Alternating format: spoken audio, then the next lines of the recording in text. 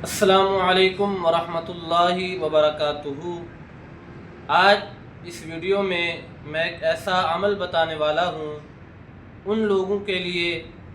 جن کے بچے رات کو سوتے نہیں ہیں، رات کو ضد کرتے ہیں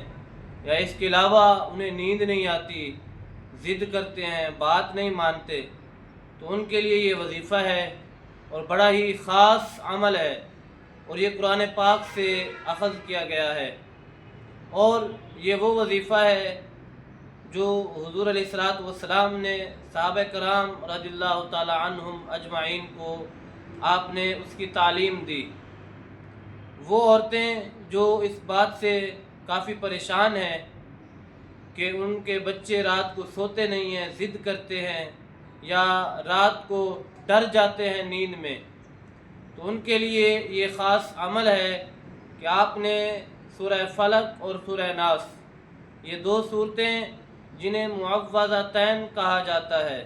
قل اعوذ برب الفلق اور قل اعوذ برب الناس،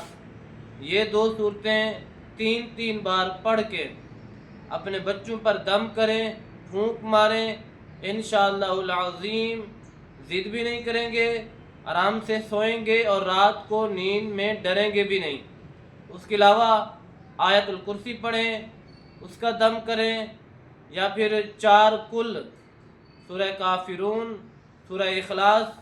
سورہ فلق، سورہ ناس، ان 4 صورتوں کی تلاوت کریں، 3 بار پڑھ کر دم کریں، اول آخر درود شریف پڑھیں، تو انشاءاللہ العظیم جب آپ یہ دم کریں گے